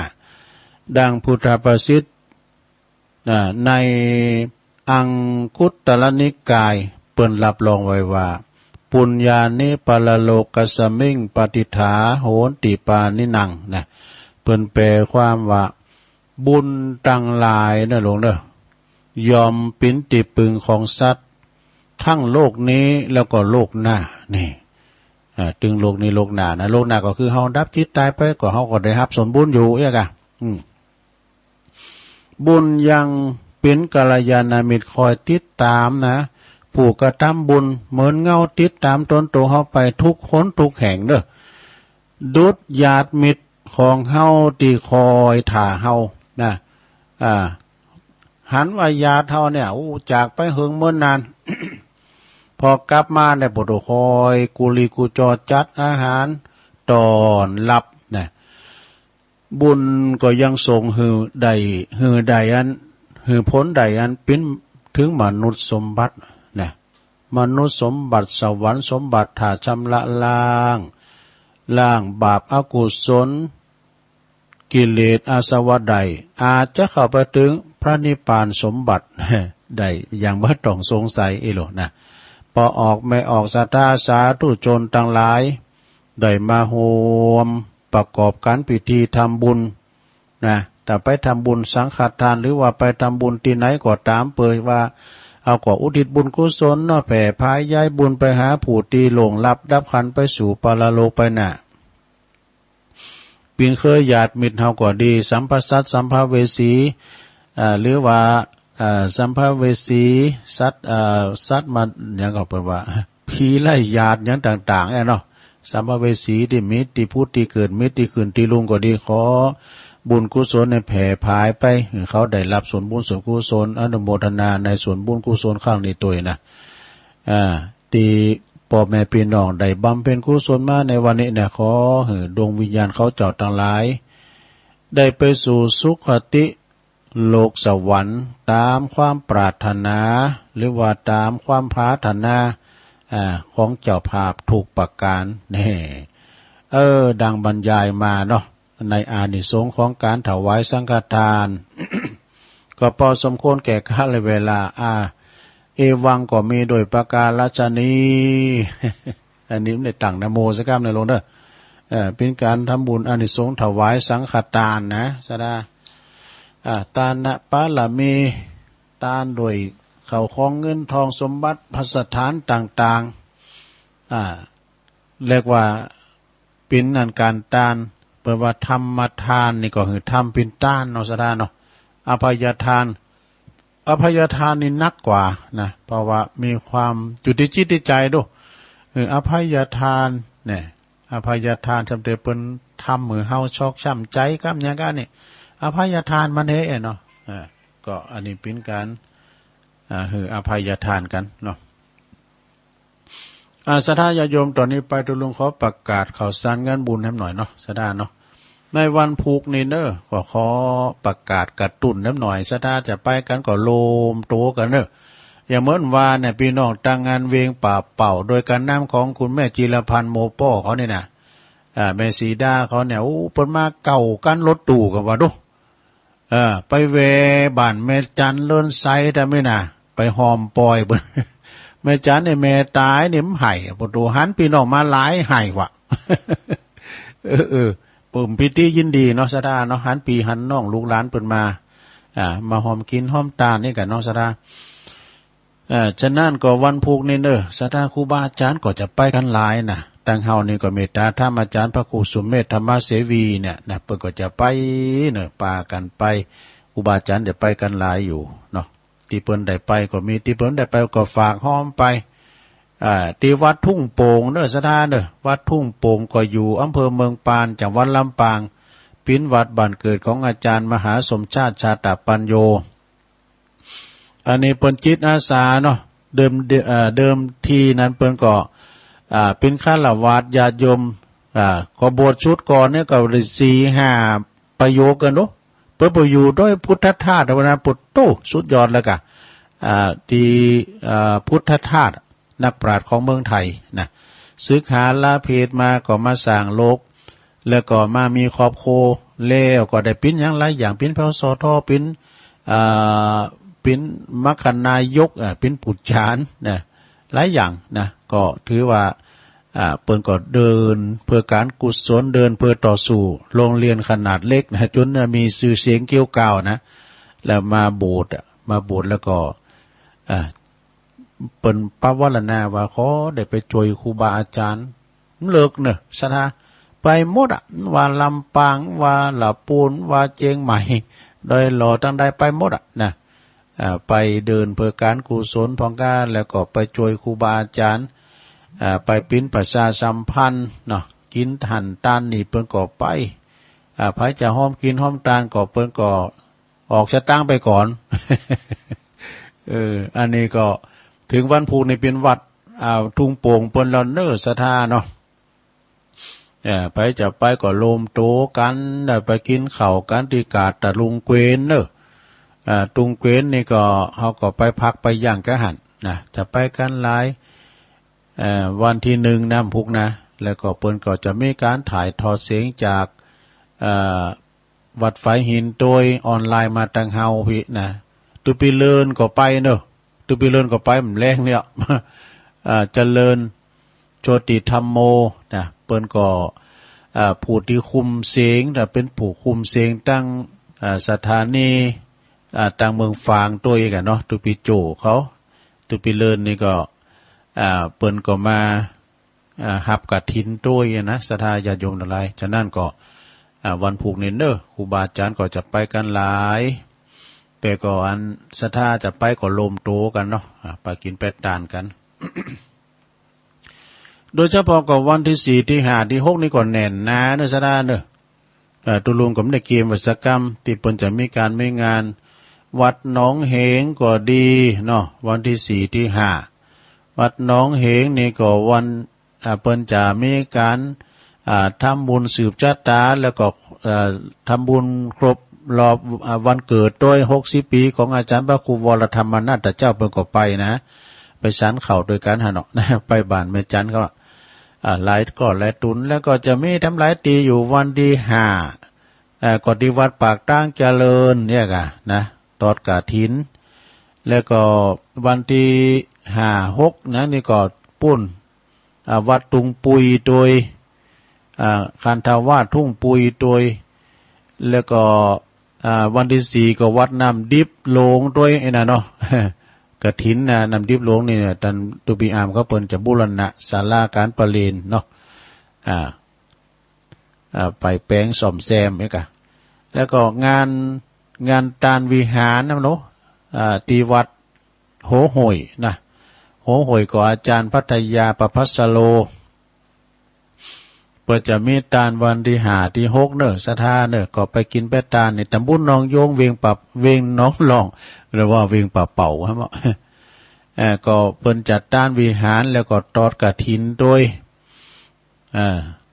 จริงๆเป็นคนนิมนต์ตุลุงเหมือนกันนะแล้วมันแตดกันหลายตีเนาะแล้วก็วัดดอยแดนด้วยกันเนาะเจ้าประดุลก็ไปเด้อประดุลก็ไปงานเขาดำนะปะกันอยู่พอสมคิดเขาเนี่ยก็ไปกันหลายปีเปิ้นก็คลองกันถึงแม่จันเขานี่ก็จะมีงานวัดดอยแดนโดยโอ้หลายตีเหมือนกันเนอะศรัทธาวันที่5ที่6นี่นะเอาตุลุงก็กึดเอาน้ำจะได้อ่านก็ตุลุงก็กึดเอาตีเปิ้นจะมีการมีงานไปตั้งหน้าวัดพุทธศรีคิรีก็วันที่6เนอะศรัทธาอันนั้นเปิ้นก็กิมฝักกาฝักหมุนก้ามน้ำเกี่ยวก้าแล้วก็กะหล่ำปีมแดงก็เปิ้นเอาไว้โอ้ของงของงนเปิ้นจะเอาอันไผไปกินบ่ได้ก็คือคุณใน2แก่นเนี่ยกะครับอันฝักหมุนก้ากะหล่ำปีเปิ้นนั้นจะเอาปินของสมณกุลตอนปิกเปิ้นก็แจกอีกกันเนาะศรัทธาเนาะข้าวสาลีข้าวโพดก้าเนี่ยโทษเปิ้นจัดการทรงบ่ายเนาะที่วัดพุทธศรีคีรีในเมตตาธรรมอาจารย์ท่านพระครูท่านพระอาจารย์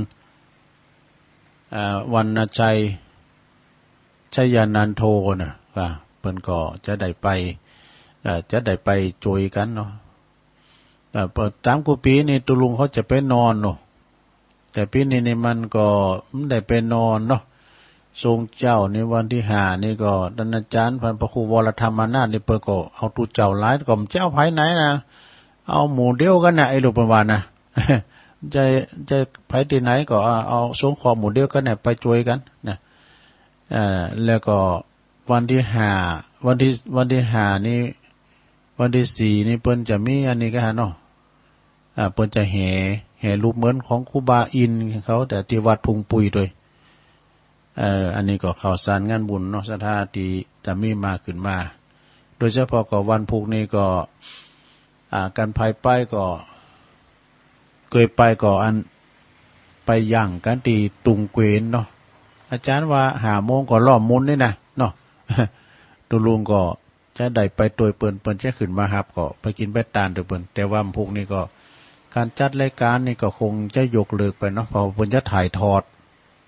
ทางวัดนั่นนะกะแต่ถึงเพื่อก็ถึงมาแต้นว่าเด้อเนาะพวกนี้นะเจ้าก็มาเจ้าอยู่กับเจ้าก็ได้มาเกมโตอยู่ไปงานเขาดำปีมาก็จับพอดี ก็ประกาศทำงานหนึ่งเนาะสดาญาติโยมงานลอยกระทงตีไฟด้วยหน่อยนะเปิ้นก็จะมีขึ้นมาตั้งแต่วันที่4 5 6 7 8ดูวันที่8นี่ชิงนะเปิ้นจะแข่งเนาะ7 ฝีพายนะโอ้เปิ้นมาสมัครกันจะลายแล้วเนาะสถาเนาะจะมีงานทำลายอย่างแข่งกองโลงทำดูมีแข่งวาวหุมควันแถมเอกะ ตีมวยน้ำมันนี่มีนะมีหมดน่ะ ตีมวยทะเล ปีนเสาน้ำมันปีนกีฬาปืนบาทนี่นะแล้วก็จะมีแข่งกองโลงนี่มีแน่นอนแข่งกองโลงนี่ดูเหมือนว่าเปิ้นจะมีการจอมต้องกับโดยหล่อก็ได้น่ะจะฮือหมด อันเตียนเปิ้นจะเจิญกองน่ะมันกว้างนะแล้วก็กองนั่นจะมีละปูนหนักเด้อกองโลงนี่นะเนี่ยแต่ฝั่งจอมต้องนี่ก็ร้ายจะร้ายเลยตั้งโดยหล่อกันนะอันนั้นก็มาเด้อมาผอมมาเอวมากอยกันในงานลอยกระทง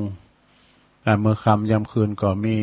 ย้อนยุคมีมวยด้วยเนอะนะมาผอมมากอยกันโอ้มันได้รับได้นอนรายวันกันเนาะก็คือมันจะดังคือมันจะดังเนาะตุลุงก็เสียลายหายเนอะสถานเนอะพระจะตักเข้ามาก็ตักมาใหม่โอ้มาแล้วอันนี้ไหวสามเมตตาธรรมเนอะหลวงพ่อท่านพระครูสันติเจติยากรเปิ้นก็จะมีงานเหมือนกันเนอะเปิ้นจะมีงานเหมือนกันนะลอยกระทงกันเนาะได้ประกาศให้เปิ้นฝากข่าวสารวันที่6ก็ได้เปิ้นจะมีงานตุลุงจบไว้เหมือนกันนะอย่างใดก็คอยประกาศให้เปิ้นเนาะวัดเกตกาลาแม่หลวงสายฝนแล้วก็ยมยุพินหอมอาลาปีหน่อยจากแม่โยกโดยยมนวลนิชาวชาตินะแล้วก็แม่ครูเพิ่นพิษทิพลึกจากบ้านแป้นฟังจากมือถือชัดเจนดีแล้วก็พระครูอภิวัฒนวิกรมนะมีแม่ครูทองคำที่วงคำตัวเนาะไอ้บรรจงกันทวงศ์10 ปันจันทาครูบาสีหมื่นโดยอันนี้เนี่ยกำลังได้มาได้อย่างนี้ในสดาหมู่นั้นหายหมดละ ลายมาขี่หายกดตักมาใหม่ก็ได้เนอะไผตีจัดตักมาใหม่กดตักมาเบอร์เดิมนั่นแหละนะมันต้องขี่หายเนาะหายหมดอันล่างไปหมดแล้วเจ้านะ แต่เจ้าก็มีน้องเบลเนาะโทรมาคุณแม่มาลีวันพี่ข้องานแม่อายยายพรล่องวัวแดงสันกำแพงเจียงใหม่ป้าทิมจากป่าแดดเริ่มว่าป่าโนนเขาก็มาแม่โนนเขานะยังไม่ได้อ่านได้จือเป็นตัวแม่สุกแก้วสีโพธารามเปิ้นแจ้งว่าคุณใดเปิ้นก็ปะกันแล้วเพิ่นเปิ้นเอาเมฆมาหือแม่ละอ่อนควงเป้าเด้ออังคลักษ์แม่อมรทาดอยครั่งนะโยมพรจากป่าเสาอุโมงค์เด้อแม่ขันน้องแยงบนสันท้ายนะแม่ขันแม่โบพัดกุลันจากต้นซ่านฝางแล้วก็แม่หมอสุมาลีฟองแก้วอันนี้เปิ้นอยู่เมืองฝางนะเอาต่อไปเปิดสายเลยเจริญปอนอันนี้ไม่ลงดีน้ำลาดเด้อดีเนอะแม่เนอะลุงชัดเจนเลยเนาะชัดเจนดีเจ้าขอบคุณลุงจะไปวันพุธเนี่ยจะไปวันพุธนะไปเจอเปิ้นนะกะดังที่ประกาศไปนะไม่ลงดีตั้งต้นนี่เนาะดีแล้วตั้งต้นนี่ลูกจะเอาไปเดี๋ยวเหมารถตู้ไปดีแล้วปักกันบุญเนอะแม่เนอะสาธุ5 โมงก็ล้อมหมุนนะ5 โมงไปปักกันที่ตุงเกวียนเจริญปอนนมัสการเจ้าแม่จันสม แม่จันสมโอ้เป็นได้ไปงานใหญ่งานโตเนาะอ๋อนโมทนาตัวเนอะอากะตั้งเพกก็ขนาดนักแก่ตัวนี่ไป2 วัดกันนะอากะกะทีแท้มีกูวัดเนาะไปปิ้นเนี่ยก็ตามอัตภาพอากาศเนาะมันจะเบียดเบียนตกเก่าถ้ามันจะหมดวันที่8เนาะวันที่6ก่อนนะบ่อสาวาเนอะวัดหลวงพ่อนะวันที่6เนาะบ่อสาวาวันบ่อสาวาสำนักวิปัสสนาสืบชะตาตัวหรอสืบชะตาหลวงโตยเจ้าตั้งใดก็ดีไปอนุโมทนาตัวนึงขออนุโมทนาตัวนึงบุญแผ่สะพัดนะเนาะขอบคุณแม่จันสมยังดีหลายๆคือกำลังใจนะเจ้านมัสการนะเจ้าไปดีมาดีมีโชคมีใจเด้อวันลูกนะเดินทางแข็งขาดปลอดภัยเนาะมีโจกด้วยวันโจกวันลาบตัวนะแม่จันสม0899555656เอาโทรกันเข้ามารอบ2นี่เนาะวันพุธไม่แน่ใจพระอาจารย์นี่ละก็จะไปนะไปปะกันปุ่นเนาะไปสันเข่าตีตุ้งเกวียนไปทางลุงพันนะลุงพันแย้มกลีบนะพบกันนะลุงพันอย่าไปใกล้โชเฟอร์รถตู้นะลุงพันนี่เป็นเดิมเป็นอยู่ปูนอยู่พิจิตรเมืองชาละวันเปิดก็หอมกินหอมตานั่นเนาะผมเคยปะกันนะมาหันใส่อ้าวลุงยองไอ้ดอกว่าหุ่นจ้างเขาจะดีหรอขนาดเคยปะกันนะก็ทำเหมือนเปิดน่ะตุลุงเนาะก็ตีเมืองปานนี่ไปหลายเตือ2 เตือแล้วก็เห็นเนาะคราวนั้นก็ไปไปจัดรายการนั่นเตือเนาะโธ่กุฏิน้อยเปิ้นเข้าทาเด้อกุฏิน้อยของอาจารย์มหาน่ะอยู่ที่หิมน้ำน่ะฟังน้ำไหลลิดว่ะน้ำแม่ยอดปิ้นนั่นโธ่ยินเด้อห้องน้ำเปิ้นก็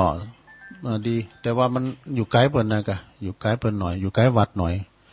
เจริญปอนราชการเจ้าโอ้ยายพรมารอบ2ล่ะใช่จริงไปไม่ได้อ่ะยายพรร้องวัวแดงจังไปไม่ได้หรอไปได้เมื่อตุลุงกับมุตีบ้านเปิ้นเด้อตุลุงก็อันจุงไล่ไปเปิ้นละเปิ้นอยู่ดีมีสุขถ้าเกิดไม่ได้เอางาได้อย่างนั้นนะอันนี้ก็โทรไปหาเปิ้นบังกะเด้อเจริญปอนไว้สาครับทุลุงน้องเบลวะครับผมไม่ได้ไปเนอะน้องเบลก็จะฟังเปิ้นไฮทอดอยู่รอบ2ฟังเปิ้นไฮทอดท่านจะได้ก็จะโทรหาทุลุงดีนาใหม่เนอะดีแล้วขอบคุณน้องเบลจะได้ก็คือกำลังใจทุลุงเดินทางไปไหนก็ปลอดภัยต้องไปนะครับขอบคุณน้องเบลก็ให้ป้อนมาสามเณรเอาลักนิมนต์ครับวันนี้ก็ได้สาระนักเลิศเรื่องของนิสงการต้านบัดเจาะจงการต้านดอแดสงการต้านต่างๆเพราะในช่วงนี้เป็นช่วงเข้าหน้ากินหน้าตาลนะครับวันนี้พอดีตะกี้นี่ได้ยินนอกต้นมาหานอกตะกี้นอกอันเป็นโยมของหลวงพ่อนะกะมีพระรถไซเรนบ่น่ะอันจะมาหาผมก่อนมาดูหลวงพ่อตำหนักมาเห่าเศร้าอย่างนี้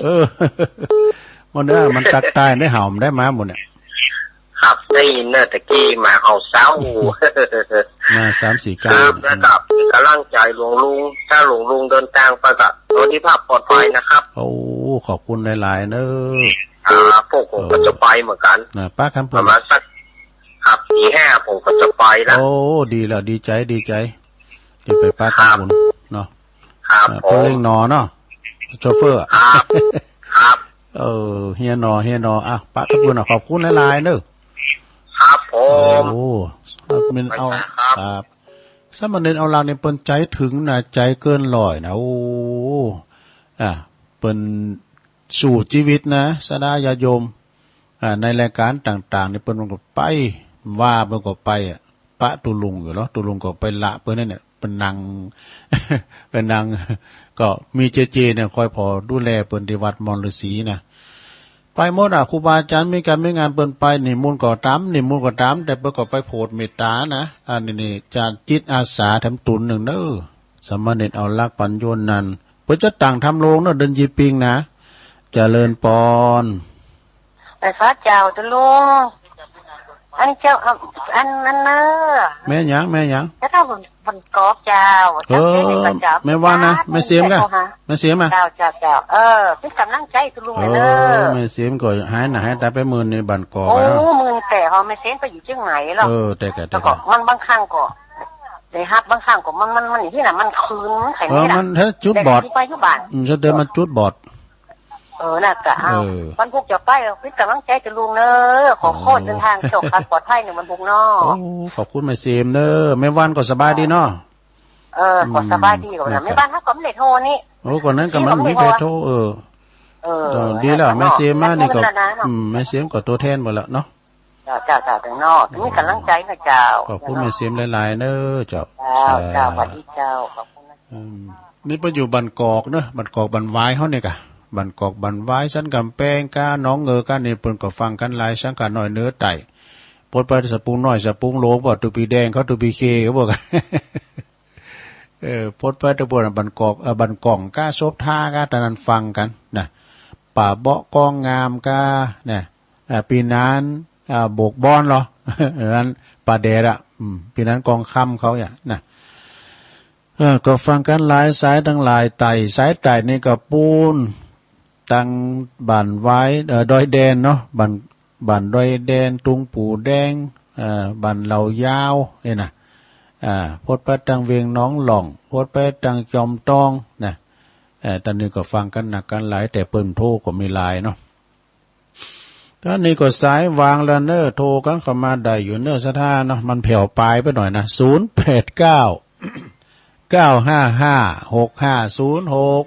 มันจะเหมือนเจ้าหรอเนาะเจริญปอนโอ้ปนนั้นเจยอ่ะครับโอ้อุ้ยนั้นเจยหน่อยนี่นะเมาโอ้เลยไปอันพิกนิกมาเจดีโอ้ดีกับไปปืนก็อ่ะค่ะกดพอความดันบอลเนอความดันขึ้นปกติวะอ๋อดีกับอย่างปกติก็ต้องปกติวะเดี๋ยวนี้ยาเท่าเขาหูเนาะอ่ะค่ะเมานิดๆหน่อยๆลุกไปไหนเที่ยวได้จับหมูอันอุ้ยนานอายุแต่ใดล่ะ90ปลายอะค่ะดู90ปลายแล้วเนี่ยโอ้มันปนนั้นจันน่ะปนนั้นจันศรีสุวรรณก็90ปลายแล้วเดินมานี่พอแต่เดินก็เดินนะครับอ๋อดีกะโอ้บุญกำจูรักษาเนี่ยปอนเด้อกินข้าวลำรักษาสุขภาพร่างกายดีๆเนาะจะไปหืดตกหืดตาวน่ะกะการนี้เมานิดๆหน่อยๆนี่มาควรเหลือเกินนี่ยังนะก็น่ะตัวลุงก็เสด็จก็เจ็บโหน่ะนักงอนอยู่ตึกอ่ะมันมีปิ้นเตอเฮ้ยกินยาพาราเข้าไปนี่ก็ยังมาเหมือนกันนะโอ้วันนั้นนี่ดีกะความจำยังดีอยู่โธ่แล้วก็เตียวได้ไปปิ้นว่าแต่ลุงหาอาจารย์โอปอนเขาจะกำไปไหนมันได้กำมันจะกำโอ้ตอนนั้นเนี่ยปก็ดีดซึ้งบอกว่าน่ะแม่ซีวันลาเขาเนี่ยปก็เปิดเพลงพองดีดซึ้งพองกะห้องเพลงพองหนุ่มด้อยล้อมแฮมจ่อยก้าเอาข่าวไปจำเขาข้าไปข้างไหนนี้คนนั้นคนเดียวดีแล้วไปจำเขาหมู่ลี่เป็นการอนุรักษ์เนาะนอนเนาะอนุรักษ์ไว้เก่งที่ไม่ยิงกระจายใช่ขอบคุณบนนั้นหลายๆเนอะอุ้ยนานโอ้สาธุอุ้ยนานเนอะอุ้ยนานเจยอนุสรณ์สถาน4ครูบาเปิ้นอยู่บ้านป่าแพงกองงามเนี่ยกะสถาอยู่อนุสรณ์สถานกองงามเนี่ยนะเปิ้นก็ฟินผู้ที่ใฝ่ในธรรมฟินปอจานเก่าก็เนี่ยตัวห้องขวัญเสียงจะดีอ่ะอุ้ยนานเจยเนาะเอามาทำสายในดันใดจ้านี่เจริญปอนเจริญปอนแม่ปอสวัสดีเจ้าอันนี้แม่บุญปันเจ้าบ้านหอยงัวเจ้าแม่บุญปันแต่ว่ามาถึง6 โมงบ่ายอ่ะเจ้าโอ้ก็เจ้าอยู่รู้เนาะเจ้าแม่บุญปันเขียวอย่างเงี้ยก่อนเขียวอย่างเงี้ยนั่นกูน่ะตาเหียงฮะ นามสกุลตาเหียงตาเหียงเตะเจ้าตาเหียงก่อนมันก็จะหลายได้แต่ว่าหลาย3กันรถตู้เนาะเจ้าห่วยงู3กันรถตู้โอ้บ่ถึง6 โมงก็ไกลอยู่กันนั่นเนาะรถดีอยู่เนาะเจ้ามาเจ้าอยู่ส่วนเจ้าอยู่พระอาจารย์ปานนั้นสมบูรณ์เนาะสมบูรณ์ยะอย่างก็ยะวันคุณลุงรู้จักตัวเนาะคุณยอมก็ไปอยู่น้องเงือกเนี่ยด้วยผมก่อนน่ะสมบูรณ์ยะวันก็ว่าโชเฟอร์ขับรถตู้เอาของดีไปกะพุกไปกะไป5 โมงก่อนไปนี่บ่ได้ไปเจ้าพี่ยังมันหมายอยู่เนาะเจ้าจะได้ขอบคุณแม่บุญปันหนักๆเด้อเป็นหอมกันมาตานไปมาไหวพาทาตัวว่าโอ้ยินดีหลายๆอ่ะต้อนรับพิษพาบาแล้วได้สุมาด้วยเจ้าเป็นยังเลยอ่ะจะป้ากันมาอยู่เจ้าขอบคุณเด้อยินดีเด้อเจ้าขอบคุณเจ้าแม่บุญปันตาเหียงอันนี้เปิ้นอยู่ห้วยงูน่ะโธ่มา3 รถตู้เปิ้นขึ้นมาไหวทาตัวเจริญปอนเจ้าแม่อยู่จังใดอยู่ร้านตองน่ะเจ้าฮะแม่บนน้ำร้านตองเจ้าบ่ได้โทรแม่บนน้ำเนาะแม่บนน้ำร้านตองอ่ะร้านตองเลยร้านตองสังกำแพงเนาะเจ้าฟังเจ้าแล้วเนาะเดี๋ยวยินดีหลายๆเนี่ยแม่บนน้ำเด้อฟังไปติ๊กๆผู้ก็ฟังการถ่ายทอดเสียงแต่เต็มเจ้าไปอ่ะนะ001ตันได้จ้ะเจริญปอนใส่สารจากตุลูแต่ลืมว่าถึงว่าแล้วขอบคุณเตียนแม่จันแม่จันว่าเลยแม่จันงานลุล่วงไปโดยดีเนาะนั่นก็ขอบคุณพระเจ้าพระสงฆ์ทุกตนทุกองค์ที่มาในงานแล้วก็ขอบคุณญาติพี่น้องขึ้นสีขาวเฮาพี่น้องบ้านทุกคนที่เป็นมาจ่วยกันโอ้คุณนักหลายแต่นั่นก็วันจูงซบอุ้ยหมอนก็อู่กันไปก็เพลินกันไปเหรอเพราะว่ามันไกลก็เดียวก็ถึงไงอู่กันไปก็เพลินกันไปครูบาอาจารย์เดียวคนเดียวไปนี่ลูกกันนะนากาอันนี้อู่กันไปก็โตเพลินกันไปพอตั้งไต่ตั้งเนื้อพอ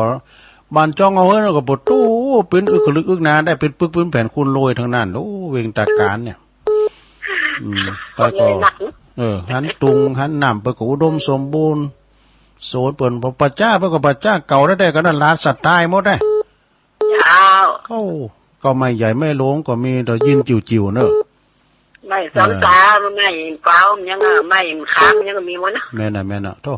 ใครเอาท่านมหาสมศาสตร์เป็นนางพระวนาขึ้นน่ะยอดนั่นนะเปิ้นได้หมดอ่ะมันเปิ้นจะกูเห็นท่านมหาเปิ้นศาลาก็จัดงอนเนาะศาลาก็งามห่างงานแล้วไปด้วยความราบรื่นขอบคุณทุกคนที่เป็นนานถึงไปในไปนอกเนาะเจ้ายินดีแม่จันหลายๆเด้อเจ้าไว้สาเจ้าตัดยินดีเนอะขอบคุณหลายๆแม่จันเลื่อนใสเจ้าของงานดูแฮมก้ามไปก็ได้อยู่คนเดียวอ่ะนี่แม่ก็ไปให้แล้วไปสวรรค์ให้แล้วแม่จันได้อยู่คนเดียวอ่ะอนาคตาลูเปิ้นทำหลังเอาไปอยู่อุตรดิตถ์ได้ก็คุณหมอคุณแพทย์เขาอ่ะเจริญปอนเสร็จแล้วหลวงพ่อกลีนะไหว้สาครับหลวงพ่อครับชัดเจนดีเหรอมาตรการครับหมดเวลาเลย4-5 ทีเองมีอยู่เวลาไม่อยู่เอาตอนนี้ก่อนแล้วครับผมกำลังทำงานครับผมไหว้สาครับมาเร็วไปเร็วทำสายแต่หมดเวลาเด็กเจริญปอนใบฉายตุลุงครับปนนั้นจันนะครับอุ้ยนั้นจันศรีสุวรรณหมดต้มเจ้าพาพิงไปมาเลยได้เก่า10 ปลายเหมือนกันดูนะอุ้ยนั้นจันโทษ10 ปลายนี่น่ากะอันเดี๋ยวนี้มันแปลงพัมปฏิก็อุ้ยนั้นแปลงกันน่ากะเดี๋ยวแปลงเขามาโชว์แล้วก็มีคนมาชื่อมีอยู่เดี๋ยวนะน่ากะศรีสุวรรณบ้านน้ำต้นเอาไปตามออกงานแล้วได้กะของงานทำงานก็ดีเป็นเนี่ยกะกะ บ้านน้ำตุ่นโอ้ฟังไปโอ้วันนี้โธ่เป็นบุญเด้ออุ้ยนั้นเขาโทรมานี่นะลูกหลานตูลูกตูหลานเจ้าก็อุ้ยนั้นเจยเดี๋ยวก็อุ้ยนั้นจันทร์ศรีสุวรรณอายุก็90ปลายแล้วโตแข็งแรงน่ะแดงแสงเฮออายุหมันยืนยาวนะอุ้ยนานเด้อครับโอ้สาธุสาธุเด้อครับไม่ใช่ครับอุ้ยนั้นจันทร์เด้อศรีสุวรรณปูนเปิ้นอยู่บ้านน้ำตุ่นแม่ว่างบนเนาะเอาแล้วเนาะสถาเวลาตุลุงมดพอดีเนาะสถาจ่ายเวลามา2 ชั่วโมงผิดพลาดประกันได้สุมาอภัยเนอวันพุธนี้ก็ฟังการถ่ายทอดเสียงกันต่อไปเนาะก็มีแม่หมอสุมาลีฟองแก้วเนาะทรงที่2นี่ก็แม่ดวงดีบ้านน้ำลัดแม่จันสมณีจักรนะมาแล้วก็ยายพรหล่องโวแดงรอบ2น้องเบี้ยวก็รอบ2สามเณรเอาหลักปัญญนนั้นก็มาสรุปธรรมเหมือนตุลุงตัวผู้ประกอบจะไปเนอจะไปด้วยกันรวมขบวนด้วยกันไปชั้นเข่ากันอธิกาตุงเกวนเนาะแม่เสียมเนอแม่เสียมบันกอกฝากความคิดถึงพี่น้องบันกอกคู่คนไหวสาบารมีธรรมหลวงพ่อพระครูศรัทธาพิมลโดยเนออันนี้ก็เอาของเปิดมาตุปีตุปีนะเดี๋ยวเปิ้นเป็นรองเจ้าคณะอำเภอป่าซางวัดบันกอกไหวสานะครับเนอปนันเจยสีปนันเจยนี่เป็นอนุสรณ์สวรรค์อนุสรณ์สถานสีคูบานะบันป่าเบาะกองงามบันป่าเฮงแม่บุญปันเนอ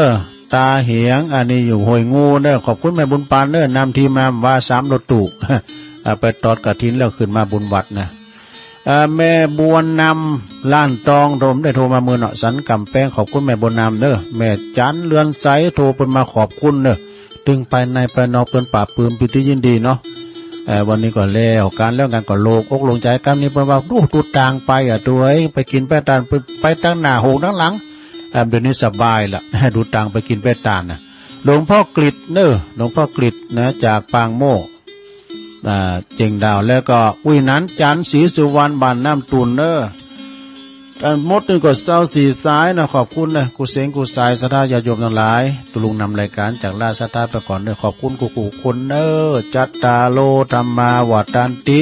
อายุวันโนสุขังปะลัง